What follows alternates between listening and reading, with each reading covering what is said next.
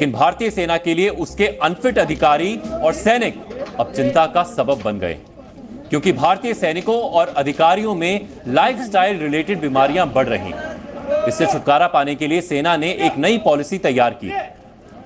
नई पॉलिसी के मुताबिक अब मौजूदा फिटनेस टेस्ट के अलावा हर अफसर को 6 महीने में 10 किलोमीटर का स्पीड मार्च टेस्ट देना होगा। हर 6 महीने में 32 किलोमीटर का रूट मार्च टेस्ट भी हर अफसर को पास करना पड़ेगा और साल में एक बार 50 मीटर का स्विमिंग टेस्ट भी देना होगा।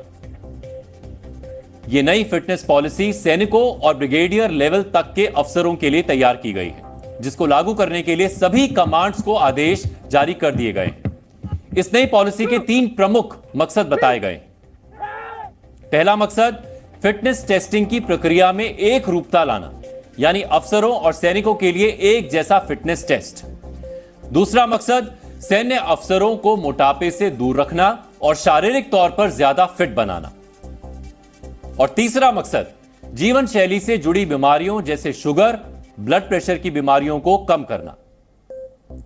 नई फिटनेस पॉलिसी अफसरों को तंदुरुस्त रहने और अपनी लाइफस्टाइल सुधारने के लिए लाई गई है, जिसके तहत सेहत का रिकॉर्ड रखने के लिए हर अफसर को army physical fitness assessment card यानी एपीएसी जरूरी कर दिया गया है। इस एपीएसी में हर अफसर की सालाना फिटनेस टेस्ट की रिजल्ट्स का ब्यौरा रखा जाएगा। एपीएसी में दर्ज सालाना फिटनेस टेस्ट परीक्षणों के आधार पर अफसरों को ग्रेडिंग दी जाएगी और इस ग्रेडिंग का असर अफसरों की प्रमोशंस और पोस्टिंग पर भी पड़ेगा। रिपोर्ट्स के मुताबिक जो सैनिक और अफसर फिटनेस टेस्ट के मानकों पर खरे नहीं उतरेंगे, उन्हें पहले एक कंसल्टेशन नोटिस देकर 30 दिन की सुधार अवधि दी जाएगी और 30 दिन में भी कोई सुधार नहीं हुआ तो सैनिक या अफसर के खिलाफ कार्रवाई की जाएगी, जैसे कि छुट्टियों में कटौती करना और ट्रेनिंग कोर्सेज में कटौती। तो अब सवाल यह है कि आखिर सेना को फिटनेस टेस्ट सख्त करने की जरूरत क्यों पड़ी? इसे समझने के लिए जानना जरूरी है कि अभी सेना में फिटनेस के क्या नियम हैं। मौजूदा नियमों के मुताबिक अभी सेना में हर 3 महीने में 2 टेस्ट होते हैं। एक बैटल फिजिकल एफिशिएंसी टेस्ट यानी बीपीईटी और दूसरा फिजिकल प्रोफिशिएंसी टेस्ट। हर 3 महीने में हर सैनिक को अपनी फिटनेस साबित करनी होती है। बीपीईटी में 5 किलोमीटर की दौड़, 60 मीटर की तेज दौड़, रस्सी के सहारे ऊपर चढ़ना और तय समय में 9 फीट के गड्ढों को पार करना होता है। इन सारे टेस्ट में समय सैन्य कर्मियों की उम्र के हिसाब से तय किया जाता है। वहीं पीपीटी की बात करें तो 2.4 किलोमीटर की दौड़, 5 metre shuttle, pushups, chinups, situps और 100 मीटर की स्प्रिंट होती है। इन सभी फिटनेस टेस्ट के नतीजों को एनुअल कॉन्फिडेंस रिपोर्ट यानी एसीआर में शामिल किया जाता है, जिसके जिम्मेदार कमांडिंग ऑफिसर यानी सीओ होते हैं। लेकिन नई फिटनेस पॉलिसी में इसमें भी बदलाव किया गया है। नई पॉलिसी के मुताबिक अब इसकी जिम्मेदारी एक बोर्ड की होगी, जिसकी अध्यक्षता ब्रिगेडियर रैंक के अधिकारी होंगे। सेना में इस नई फिटनेस पॉलिसी की जरूरत क्यों महसूस की गई, इसको लेकर हमने सैन्य विशेषज्ञ रिटायर्ड ब्रिगेडियर शारदेंदु से बात की है।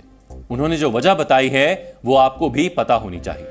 हर बार जब भी अफसर प्रमोट होता है अगले रैंक में, तो हर साल उसका एनुअल कॉन्फिडेंशियल रिपोर्ट चेक किया जाता है। अगर वो शेप 1 है तभी वो अगले रैंक पे प्रमोट होता है। अगर वो शेप 1 नहीं है तो उसके प्रमोशन में बाधाएं आती हैं, या तो उसको शेप 1 होना पड़ता है या फिर अगर वो बैटल कैजुअलिटी है तो उसके लिए एग्जम्पशन होता है। लेकिन बाकी कंडीशंस में अगर वो टेम्पररी मेडिकली अनफिट है तब भी वो प्रमोट नहीं होता है। कुछ कैटेगरीज ऐसी हैं जिसके तहत उसका प्रमोशन कमांड में तो नहीं लेकिन स्टाफ में वो जा सकता है। इस तरीके के थोड़े छूट मिलती है। लेकिन अगर आपको कमांड करना, अगर आपको एक्टिव रहना, अगर आपको ऑपरेशनल एरिया में कमांड करना है तो आपको पूरी तरीके से फिट होना पड़ेगा और शेप 1 होना पड़ेगा। अब तो नए नियम भी लागू किए जा रहे हैं जिसमें कि कुछ रूट मार्च इंक्लूड किया जा रहा है। जो लाइफस्टाइल डिसीजेज आज की डेट में अफसरों में देखी जा रही, उससे छुटकारा पाने के लिए इसके मानक को और स्ट्रिक्ट बनाया जा रहा है। और मेरा मानना है कि शायद अब एक हर स्टेशन लेवल पे अंडर ब्रिगेडियर, उसके अंदर 2। स्वस्थ शरीर ही मनुष्य की सबसे बड़ी पूंजी होती है, लेकिन जब बात सेना की हो तो स्वस्थ शरीर का महत्व कई गुना ज्यादा बढ़ जाता है।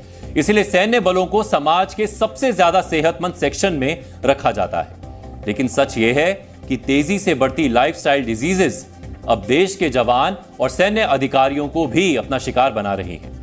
भारतीय सेना में सैनिकों का फिटनेस टेस्ट एक निरंतर चलने वाली प्रक्रिया है और सेना को पिछले कुछ वर्षों से समय समय पर यह जानकारी भी मिलती रही है कि सेना के जवान और ऑफिसर्स दोनों में ही मोटापे, हाइपरटेंशन और हाई ब्लड प्रेशर जैसी खराब लाइफस्टाइल से होने वाली बीमारियां तेजी से बढ़ रही हैं। वर्ष 2011 में भारतीय रक्षा मंत्रालय और Indian council of medical research के एक सैंपल सर्वे में यह पता चला था कि सेना में हर 5 में से 4 जवान प्री हाइपरटेंशन और 1/3 जवान मोटापे से ग्रस्त है। इस रिपोर्ट में इस बात पर भी चिंता जाहिर की गई थी कि सैनिक भी सिविलियंस की ही तरह अनहेल्दी फूड हैबिट्स के शिकार हैं, जो ज्यादा नमक और मसाले का खाना, ज्यादा घी और तला हुआ खाना खा रहे हैं।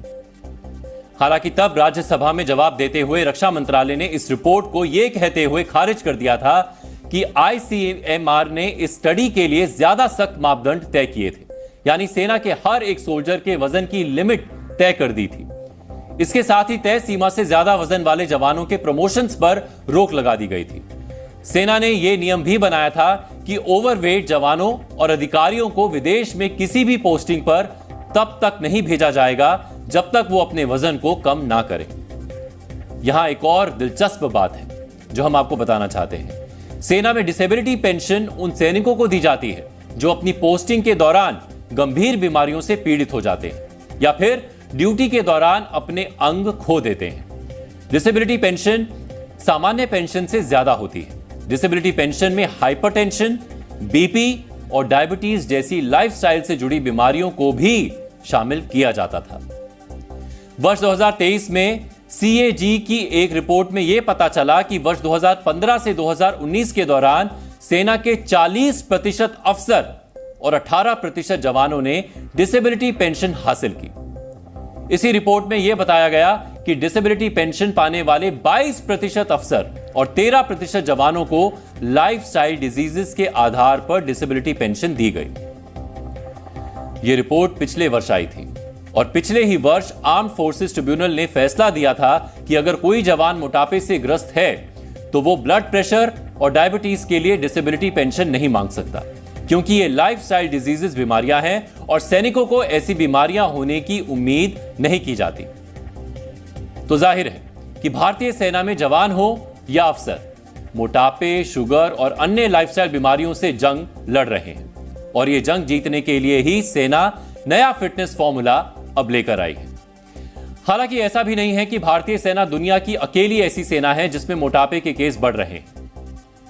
पिछले वर्ष यूएस आर्मी के एक सर्वे में यह पता चला है कि यूएस आर्मी के 70% जवान ओवरवेट हैं और इनमें भी 21% से ज्यादा मोटापे के शिकार हैं। इसी तरह 2019 में ईरान की सेना पर हुई स्टडी में पता चला कि वहां के 41% सोल्जर्स ओवरवेट या ओबीज हैं।